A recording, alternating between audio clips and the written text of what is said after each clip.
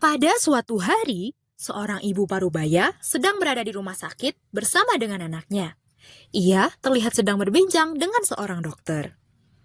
Ibu, dari hasil pemeriksaan, kami menyarankan tindakan ini ya supaya kondisi ibu tidak makin parah. Enggak, saya nggak mau ditindakan itu, dok. Oh, baik Bu. Hal ini membuat anaknya bertanya-tanya. Emang boleh ya pasien menolak tindakan? Hak menolak tindakan. Nah, sebenarnya boleh nggak sih pasien menolak tindakan medis?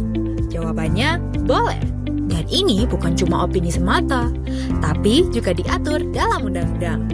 Dalam Undang-Undang Nomor 17 Tahun 2023 tentang Kesehatan, pada pasal 4 ayat 1 huruf H disebutkan bahwa pasien berhak menerima atau menolak sebagian atau seluruh tindakan pertolongan setelah mendapatkan informasi yang lengkap.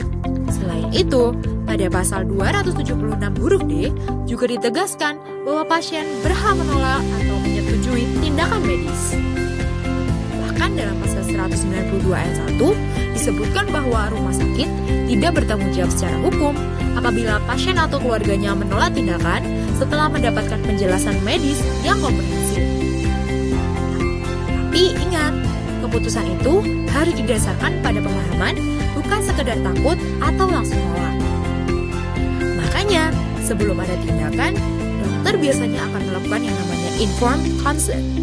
Informed consent adalah proses komunikasi antara dokter dan pasien.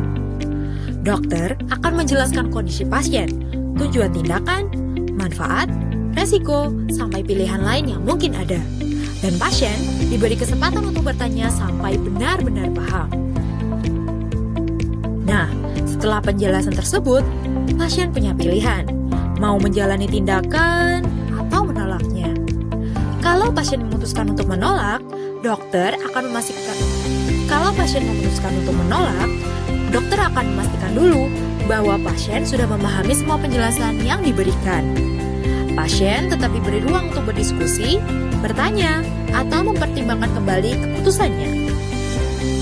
Dan jika tetap menolak, keputusan tersebut akan dicatat sebagai bagian dari pelayanan medis. Kadang, keluarga juga ikut dilibatkan, terutama kalau pasien butuh pendamping dalam pengambilan keputusannya.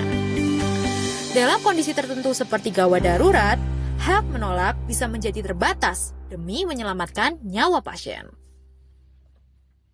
Jadi, pasien memang berhak menolak tindakan medis, dan hal itu jelas dilindungi oleh undang-undang. Tapi, pastikan keputusan itu diambil setelah benar-benar memahami penjelasannya, karena keputusan terbaik adalah keputusan yang disadari sepenuhnya.